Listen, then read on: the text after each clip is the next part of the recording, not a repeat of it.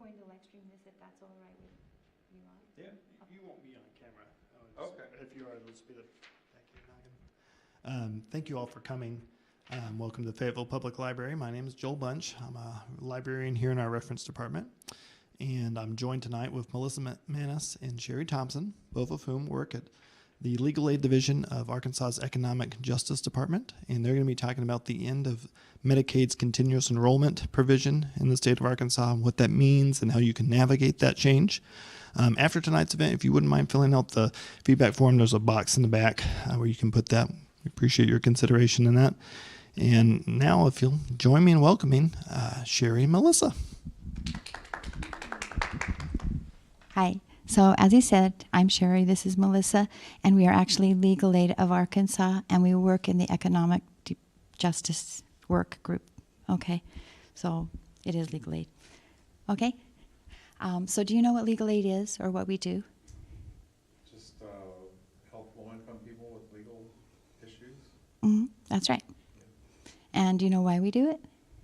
Because you're good people. Some of us are good people. We do it because we believe that justice should be available to everyone. It should not be based on your income. So if you can't afford an attorney, we want you to contact us. Okay? Okay, and Melissa is an attorney with Legal Aid. I work with the Story Collective. I have my doctorate actually in education, and so I do grant writing and storytelling, but a lot of quantitative and qualitative analysis for Legal Aid. So we're going to turn it over to Melissa. Okay? Oh, wrong one. So this is kind of nice and cozy, very informal, but I'm going to go off of this slideshow and try and give you a little bit of history and then where we're at with the Medicaid unwinding now. So if you'll go ahead and, okay. So Medicaid unwinding, its basis is out of back in March of 2020 when the pandemic first came about and the government declared that there was a public health emergency.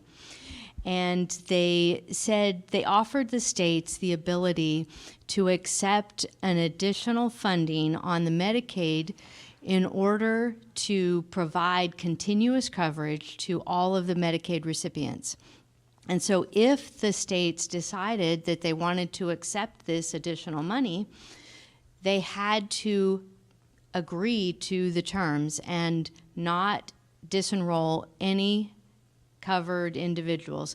And that could be individuals that were currently enrolled on Medicaid or individuals that subsequently, during the pandemic, became enrolled on Medicaid. So, for example, if you had a woman who was pregnant and she was getting pregnancy-only Medicaid, and the pandemic started and everything was agreed upon, once she finished being pregnant, instead of dropping her off of the Medicaid rolls, they would leave her on, even though she's no longer pregnant. Sorry, Melissa. No, you're fine. Okay. That makes it, this is just fine with me. Is this one on? Okay. And so, like she said, that's continuous coverage means that they can't take you off. And so the only way, I have to back up. So there are some situations, some exceptions where they could take you off, but they're very minute, and we're not going to go into those, but I want to be clear that there are some. So when does it end?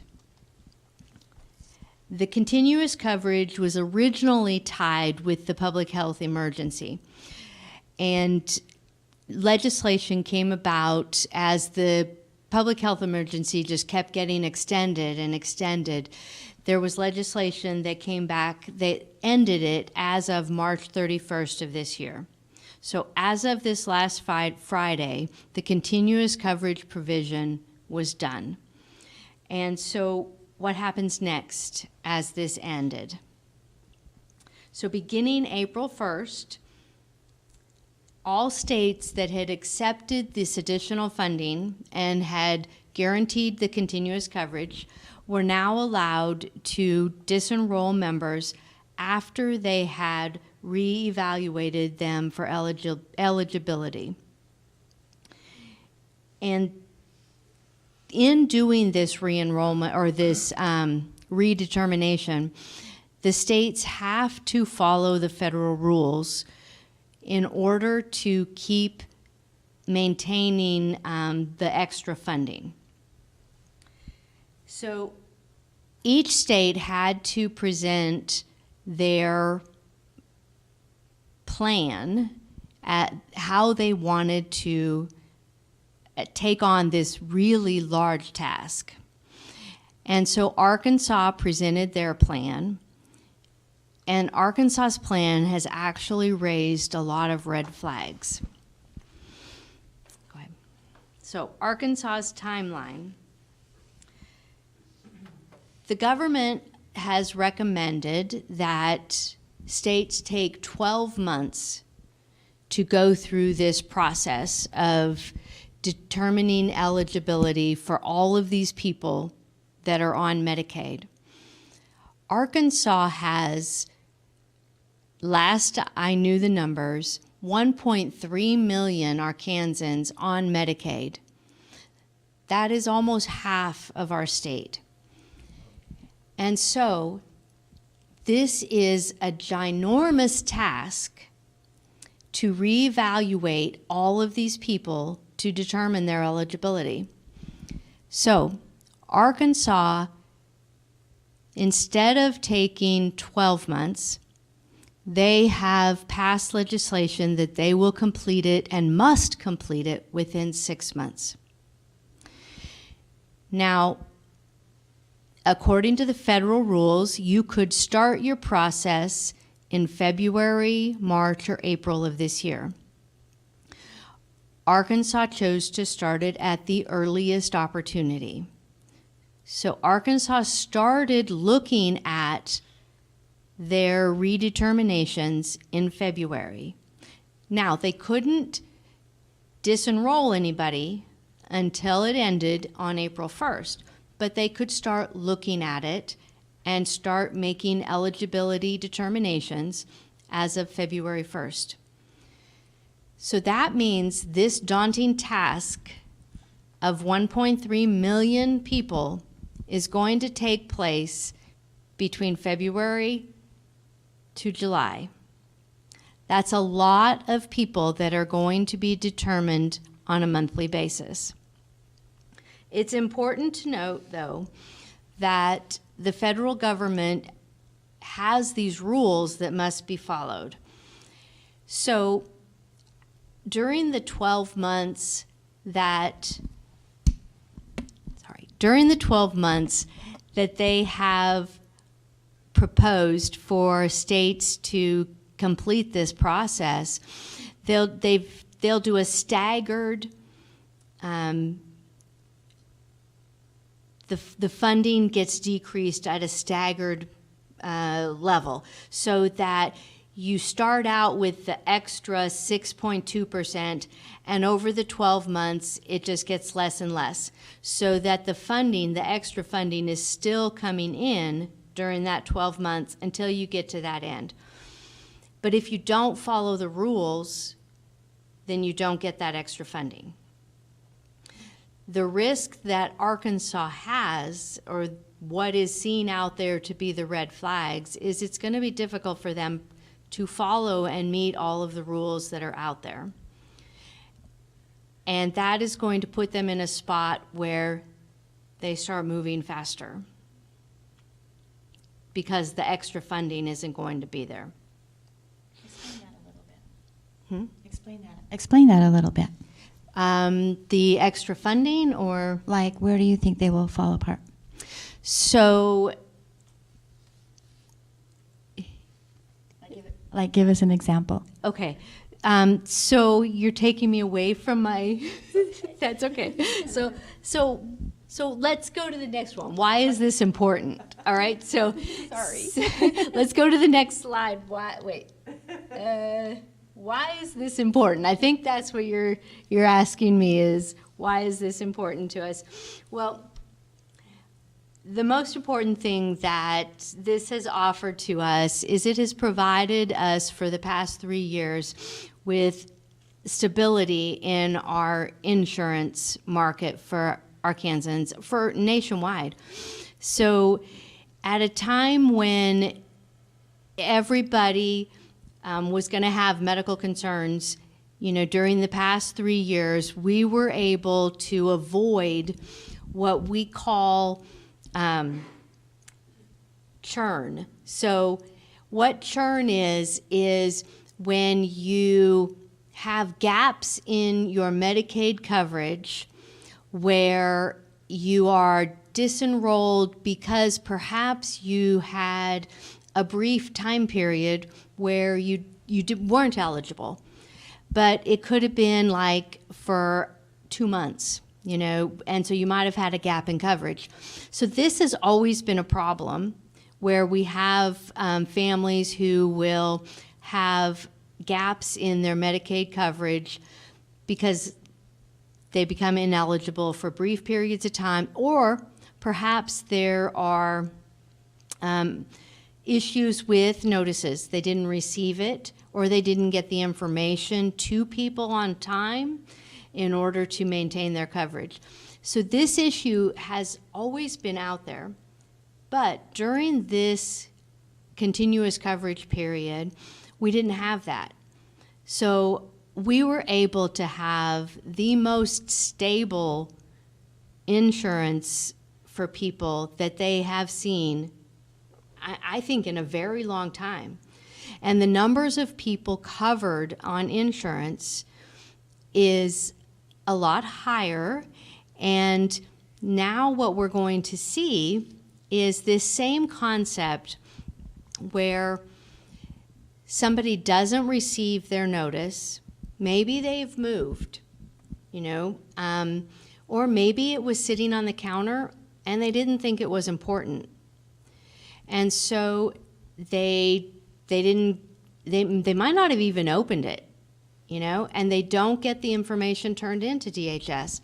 And so in those situations, they could easily be disenrolled, and they head out to go to pick up their medicine, you know, the medicine that they have used and they need desperately, and they can't get it.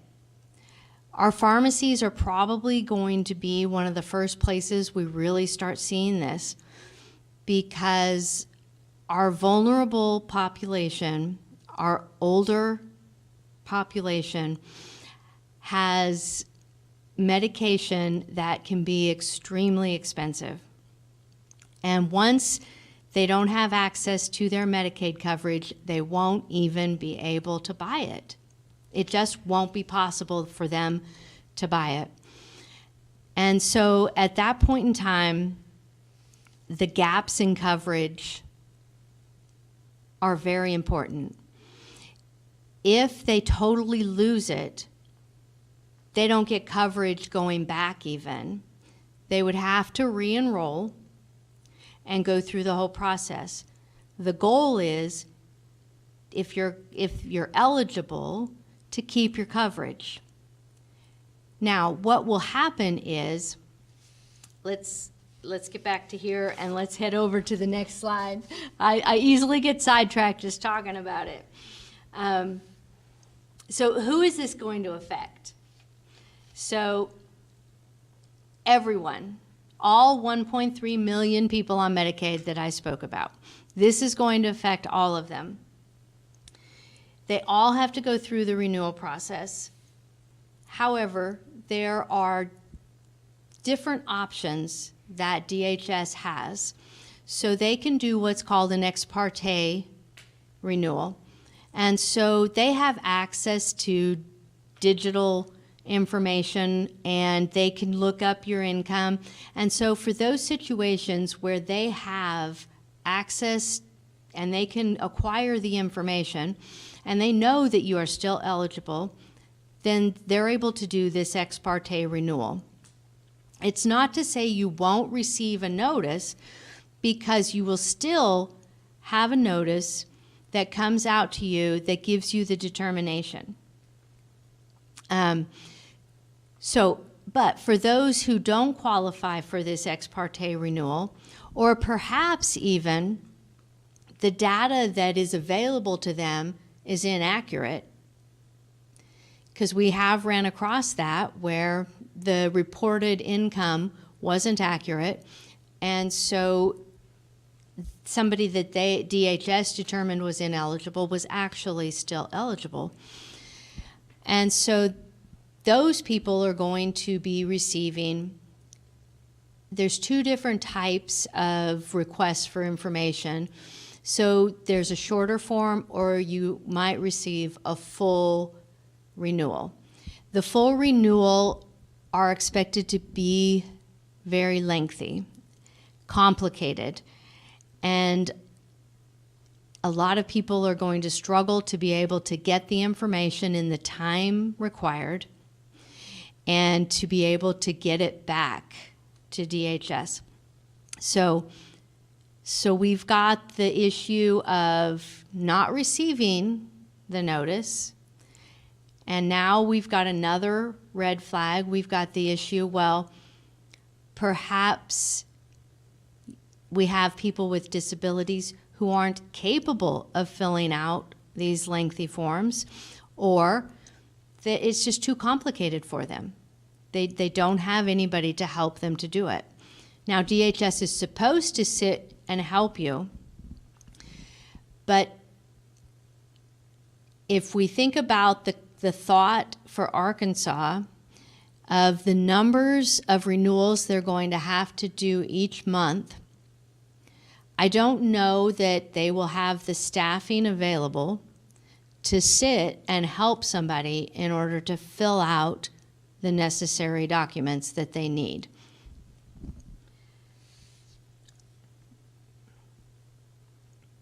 All right, so what is the state doing now? And so this really, I think that I have kind of, I went into this as we were on that last slide, but this kind of says the steps of the renewal process that will take place. And so with this, DHS has set out numbers right now, and they have predetermined that there are at least 442,000 individuals that they have labeled as ineligible. Now, I have noticed other data that has come out, so I think this number has increased. I know for certain that we have a minimum of 442,000 that they have labeled. And so these people, we know for sure, are going to be receiving the renewal notices. Okay, next.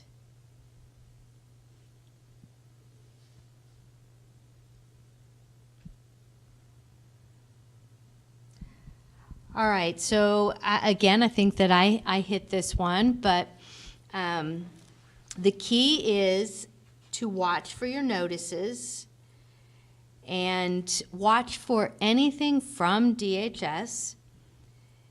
The thing that, go ahead and hit the next one. The thing that we are wanting to be very aware of are the dates on the renewals, the date that you receive the renewal, because the forms are being generated, and it seems that there are errors that are taking place. So you might receive a notice that has a date on it that is really old. And it might then say that everything is due within their time frames, but it might have already passed. Or it might be like just around the corner. So it's going to be really important to keep the envelopes that the notices are mailed in, because we need to take a look at the postmark so that we can establish and note what day you actually received the notice. What happens after the decision is made? So if a beneficiary is determined to be ineligible, DHS must issue a notice clearly explaining the basis for the denial and giving the beneficiary an opportunity to appeal. So this is where we come in. So at Legal Aid, we are planning that we're going to have a lot of calls, because there are going to be a lot of people who are removed from the Medicaid coverage that are still eligible. And it may be that you had a notice issue. Maybe the dates were wrong. Maybe it says that you missed a deadline, but there's no way. You just didn't have time. We are going to take on those tasks to argue with DHS and to advocate for the Medicaid and beneficiaries in order to try and keep from having a gap in coverage. Now, ultimately, there are going to be people that aren't eligible anymore. And those people, DHS is required to first look and see if there is a different program that they qualify for. So, if there is something else, a lesser program that they qualify for, then they have to gather the information, or they can just approve you for that lower program. In the end, if they determine that you are not qualified for any of the programs, they can look to send you to the marketplace in order to obtain insurance through the marketplace.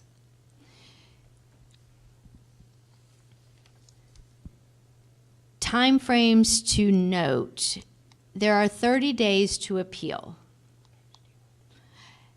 This is important, but where we're talking about the confusion in dates, that's where we may have to argue further than this 30 days. If we're arguing that we received this and you didn't give us 30 days. So what I'm suggesting is, even if you think you don't have a right to appeal, call us. We will look through all of it and try to find every avenue that we can to advocate for continued coverage.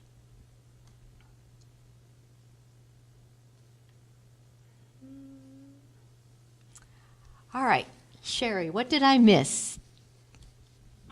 Let's have them ask some questions. Okay. Let's have them ask Well, some questions 'cause first. I forget the mic. You've heard the talk many times, so add to it. Tell me the areas. Where did Okay. I don't think you missed anything. I think the highlights are that if you know people who are getting Medicaid, or if you're getting Medicaid yourself, watch for the notices. Make sure your address is updated, because the low-hanging fruit for them is if they get a returned piece of mail, they shut your case down. They say you're unable to be located. So that's the first step, which we've been talking about for about 3 months now, trying to make sure. The trick there is you have to know your old address, which for most of us that's really easy, but for a lot of people, 3 years is a long time, and if they've been in instability, they may have been homeless for a period of time. They don't know what address they had last time they used Medicaid. So there are problems like that come up. As far as oh, go ahead. Oh yeah. So to that topic. So yes, if they send, I'm glad you brought that up because I did forget that part. If they send you a notice and it gets returned as undeliverable, then DHS is required to use one other source one other modality to try to reach you. But if they have nothing, they can disenroll immediately. And so if you don't have your contact information updated, email or a phone number, give them some other source other than just your address. Okay. Another thing that you need to watch for is the notices. Like she said, have everyone that you talk to keep all of their envelopes that come with the notices, because there have been a lot of errors just without the unwinding going on, where they mail it out and they say this needs to be returned by the 30th, and you receive it on the 29th. And we can help you kind of navigate that and make sure that you get some appeal time. As far as appeals go, you have rights when you appeal, and when you appeal your Medicaid case, you have the right to say, I'd like my Medicaid to continue until you make a decision.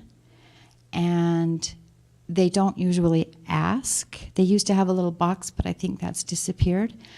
And so it's really important that people know that they have a right to continue their Medicaid until a decision is actually made on that appeal. And So- right now, Sherry, we're told that it's supposed to be automatic. Okay, so they have told us that this right to continued coverage is going to be automatic. But we're leery. We Well- want you to write it on there. Well, yeah, what we've seen is the closure on DHS side. DHS is not the enemy. These folks have a lot they have to do. And these guys are providing a lot of services. But when they make a closure, sometimes the closure is initiating that letter. And they're supposed to have 10 days. And so they have some errors that they have just in their own processes that they have to kind of untangle, which haven't been untangled, and here we go with this huge, massive unwinding. And so that's where the concern is. It's not that you have like evil people over there trying to make people unhappy. You don't. That's you most have definitely the you case. have you have DHS, which is doing everything it can. I believe its employees, most of them are doing everything they can, just like us. They try to be good, and sometimes things happen. Sometimes processes are missed. So, And one thing I'm finding is that as I am having some of these notices, I do have some contacts at DHS. And to what Sherry's saying, I am finding good responses. I am there, okay, let me take a look at this, and getting back to me and saying, okay, yes, we're going to have continued coverage and we're going to accept your appeal. So give us avenues to be able to advocate, and we are going to do everything we can to get DHS to listen to us. Right. So where legal aid comes in is we are trying to advocate for people who are being told that they're no longer eligible. If they have any question at all, ask them to call us. If they know they're not eligible, like one story I'll tell you today is a lady who was pregnant when all of this started. So her Medicaid has continued for 3 years, and she's been very grateful for it. She has insurance available. I'll tell you. Do you want to know the story now? Okay, so let me tell you. So her name is Katie, and she was pregnant, found out that she was going to have a baby, applied for Medicaid because she couldn't afford to have her baby. After the baby was born, we were in the middle of a pandemic, and so her Medicaid was continued, which she's been very grateful for. She works at a nursing home, so she's employed full-time, but she doesn't make a lot of money, okay? She's taking care of her daughter. They're doing fine. She, likes to play. She exercises doing kickboxing and hula hoops, and, works really hard to have nutritional food for her daughter. But she sees this unwinding coming, and she's very worried because her employer is saying, no problem. I have insurance here that you can get. It's really, really easy. It's like $150 a week. No big deal. That's not in her budget. If she gets the insurance, she can't afford co-payments and can't really afford food. And so the choices that they have are very difficult. Her child, she can keep on Medicaid. She may not be able to stay on Medicaid. And you know, think about the airplane when they say, well, if there's a problem and the oxygen mask comes down, use your oxygen mask first and then help your child, right? But we're saying to these people, you go without Medicaid, your child has it. So what are we doing to our caretakers? That's my soapbox anyway. So, you know, that's why we really are passionate about trying to help people remain insured, because it is an insurance and people forget that. I don't know, drop the mic. What questions do you guys have? Anyone? I got on Medicaid early 2020, I think just before the pandemic, and then my main income is in the summertime, and you know, I got several letters that I was disqualified for it, but I was going to stay on it. I don't know for sure if I'm going back this summer or not, but I know if you have a certain amount of monthly income, you're disqualified, but you know, will I be able to like just be disqualified for those months that I work and still get back on it? Yes. Yeah. Oh, okay. Yes, they have, I believe they still have spend down too. If, so, this is what I've always said. If you have no insurance, you kind of have insurance, okay?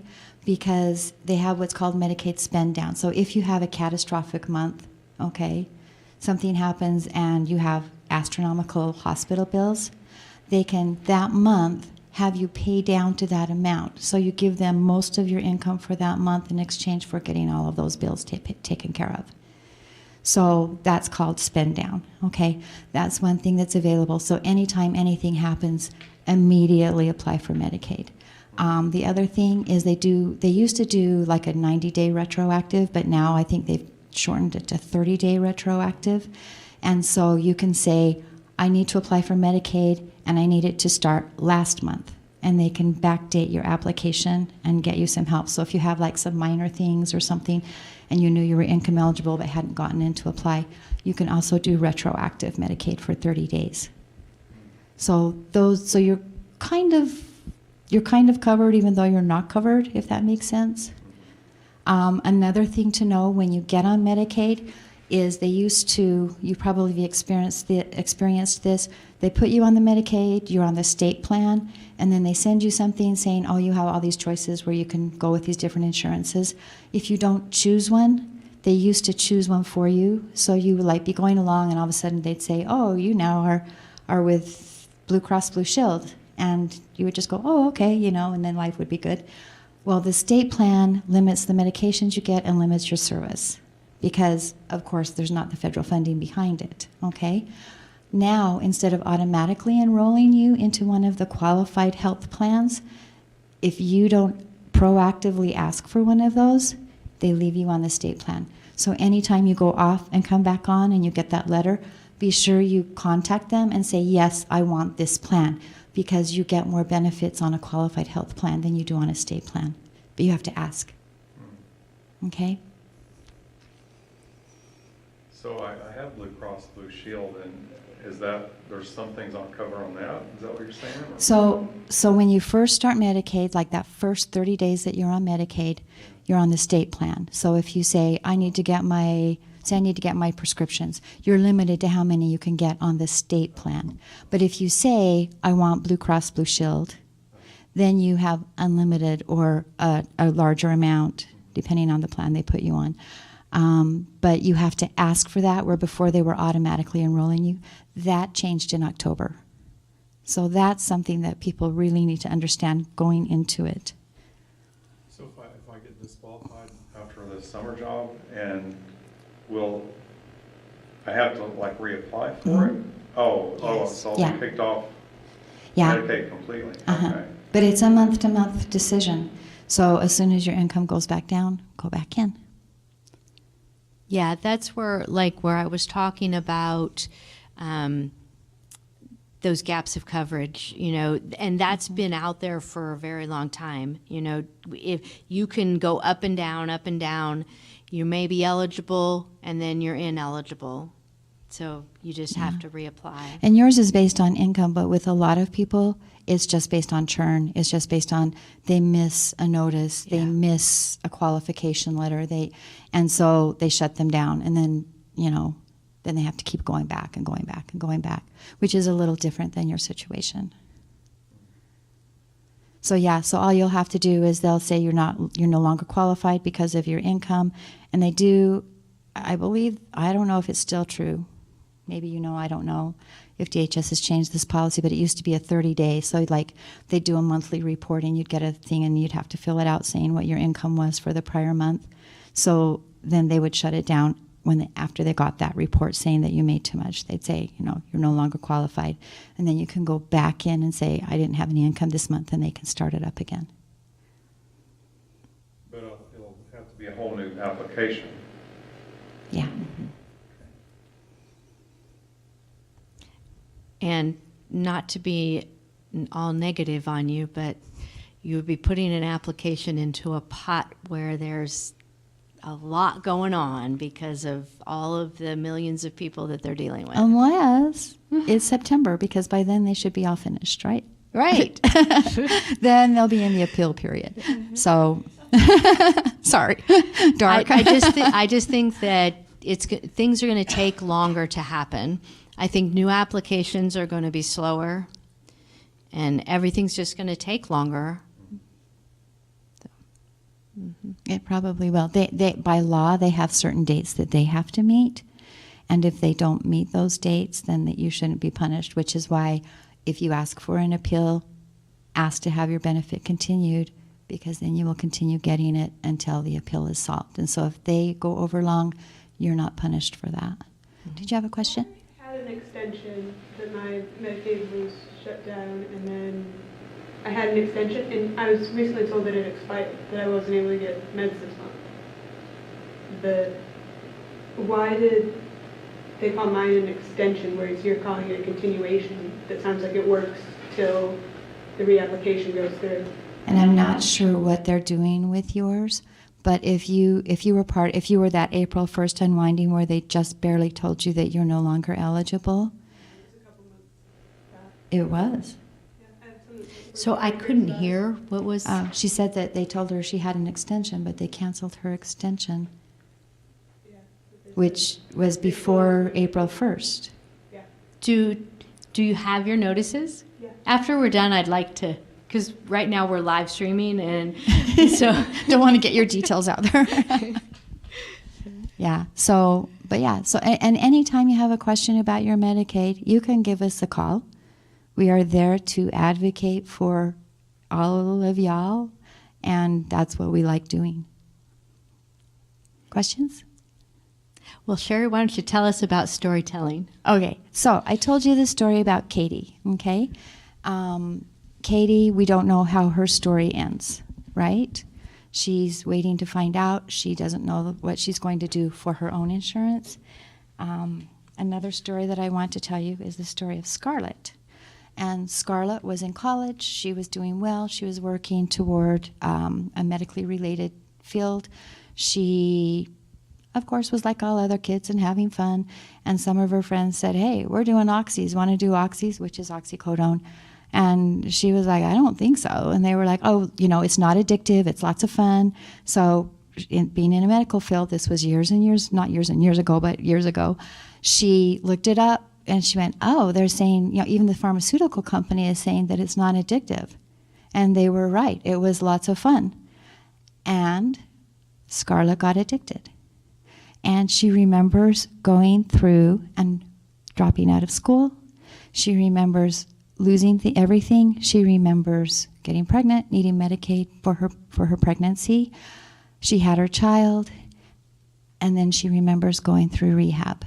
She went through rehab once. They put her on buprenorphine. She went through rehab the second time, and she had moved from pills to needles, and they put her on buprenorphine, and she started selling her buprenorphine on the street along with other things so that she could afford her drugs. And one night, the SWAT team visited her at 2 o'clock in the morning, which was terrifying to her, and she spent some time in prison. She's very, very young. She's in her 20s.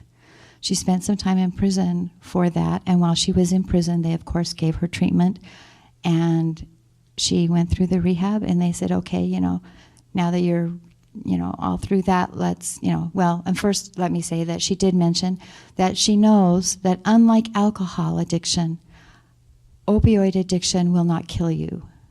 Alcohol addiction, you need to have a doctor help you. Opioid addiction will not kill you. It will just make you wish you were dead.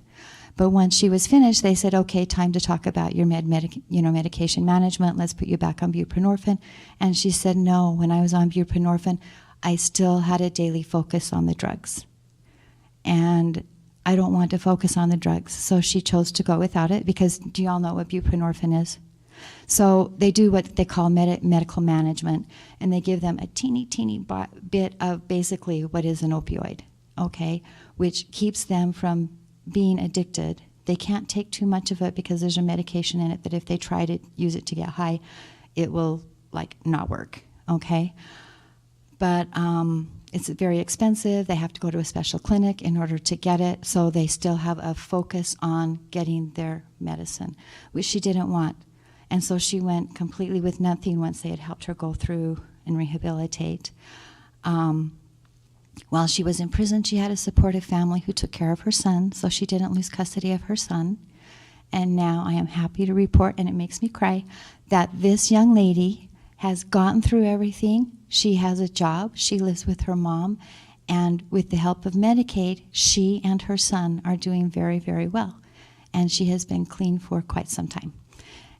And those are the kinds of stories that we're collecting from the Story Collective, okay? What these two women have in common is when I approached them and said, we're collecting stories for the Story Collective and I would love to collect your story, both of them said, I don't have a story. Because none of us think we have stories.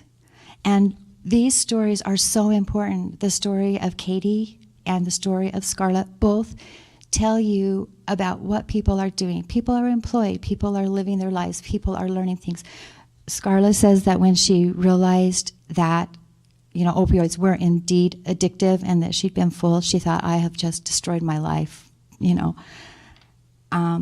was a struggle for her. But lots of stories on the Story Collective website. That is with legalaid.org. And then go about a third down the page. They're like little leaf-like things, and there's one that says Story Collective. You can go in and look at the different stories. If you are doing activism, if you are writing articles, if you need stories, there are stories there. As the unwinding occurs, there will be stories there about the unwinding and the different things that happen to different people as we go through. If you have a story, we would love to collect your story. And if you don't think you have a story, but you might have a story, we would love to collect your story. And we do thank you with a $50 gift card to Walmart.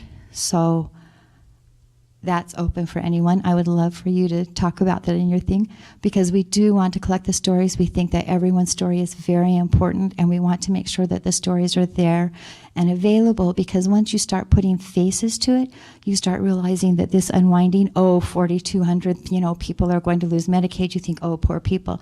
But when you realize that it's Katie and her daughter, and she's working full time, and she just wants insurance, it feels so different. That's all. All right. Any other questions? Do you have a sense about what the rush is for Arkansas and the four Yes. other states that are doing this, and the rest of the country is not? We take pride. So We take pride in being first. So I think that it's just a matter of they want to clear the roster of anybody who is ineligible. And in Arkansas's plan, it is stated that they want to protect the taxpayers. So that's. So do you see what their thinking is? Your tax dollars are going to help people who aren't eligible, so we're going to get them out as quickly as possible. Mm-hmm. And there's also the fiscal imperative where they know that they're going to be losing funding from the feds behind the scenes. But that The funding from the feds it should not even be, because they're going to get funding to cover it. If they do it right, they will continue to get funding all the way through the full 12 months. So Plus, they're risking if they don't do it right. And it seems like a lot of the little gaps in there are inviting that kind of Chaos. non-compliance and chaos, Yeah. right? Yeah. And they have to file reports. And so through this process, each state has to file their data. They have to give that information to the government, because they're going to be watching closely to make sure you're following the rules. Yeah, I have one other question that might be a little bit sideways, but let me throw it at you. Perhaps you were aware of the unemployment, the COVID unemployment program over the pandemic, and how that was just grossly mishandled. Just unbelievable. Like, do you remember that one computer literate guy just hacked into the system, and all the social numbers and everything were available, freely available to anybody who knew how to hack? Now, does that induce confidence in what's going to happen here? I don't think so. Yeah, I don't have any, I don't know about that, so I'm not sure. Okay. No, but you're right. There are a lot of issues. And Yes. and DHS needs to do their job, and they're doing it the best way they know how, given the mandate they have been given from our local government. And we have to remember that this is not just DHS willy-nilly deciding. This is a decision that's been passed down to them. And, we want to support them, but as we support them, we want to make sure that all of us are taken care of. And passed down from the legislature, that's where it came from, yeah? Yeah. Not the government or anything. So I haven't received a letter yet. How long will they be sending those out? So are you living at the same address that you were? Yeah. So do you, have you gone on their website and set up an account? Do you have a portal? I think they call them I portals. think so. What you probably should do, if you have access to a computer, that's going to be your best bet. I've got some flyers that have all of the information. And so you can go onto their website and set up your portal. And that gives you the ability to take a look. Have they sent you a notice? And so you'll be able to keep track of it a lot easier if you do that. You probably see it before it got mailed to you if they sent it. So that'd be better than going to the office. So I would do that first. I would set up the portal. And then if all of your information is accurate, just keep monitoring it. If anything needs updated, then go to the office or call. How do you set up the portal? When you first started on Medicaid, they sent you some information and said you can do this portal But so you that can set it contact up at us. any point. But I think if your and- case is closed, you can't. Did I have a new application in? Yeah. Ah, yes. So they would Yes. once they set you up, they'll tell you that there's a portal that you can go Yeah. in and put in a password and. Yeah. So I don't know that for sure, but it makes sense that it's probably closed once you're. So that would let you see the notices you should have received if Mhm. you potentially didn't receive one? Yeah, so you could like go in and make a habit of checking that once or twice a week and know what's coming. Mm-hmm. I think I did set one up, but how would I access it? Like go to a website or? Go to the DHS and the DHS screen. Like Yeah, their website. I don't know .gov what or it is. something? I think it's the access to arkansas.gov. that's Oh, up there. Yes. okay. Okay, Because if you go to DHS, you'll be in a a bigger mess. I think it's That's separate from Access Is it? Arkansas. It is from Access. I think it's a separate website. Ah, I'm looking at it. yeah. Anyway, I know when they send you the letter, like giving you all sorts of stuff, then usually there's like, it's pages and pages of stuff. One of the things usually is about the qualified health provider that I'm talking about, and one of those is you can set up a portal so that we can do things electronically. So, So you thought it was a different website than that Access Arkansas? Yeah, it looks like something that's like portal.mmis.arkansas.gov. Oh, okay. It's kind of not really related to this, but I never set up a primary care physician. Is that necessary that I do that? Or? I would say yes. I don't know that answer myself. I know that it's like a big focus issue with them. And if you, frankly, at our age, you need to have a doctor who knows what's going on with your life so that when something goes wrong, you have a doctor you can go to. Because I know a lot of us just kind of go to the walk-in med clinics and stuff like, I mean, like I've got this cold and I've been to that Manna where you drive up and they come out in the parking lot and you kind of feel like it's a real cheesy thing.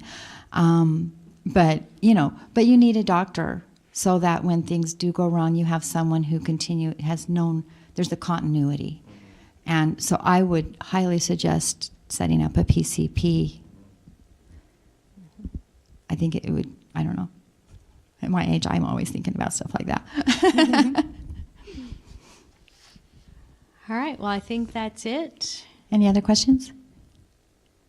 Thank you all very much for coming out. Yeah, we appreciate you guys. Thanks for doing this. You're welcome. And if you know anyone who wants to tell their stories, have them contact me. My email's on the back of this. If they send me an email, we do it by phone. I just send them an email back and we set up a time and then I talk to them. And it's really easy, super easy. It's kind of nice to get a little bit of extra money sometimes. Yeah. So, the end.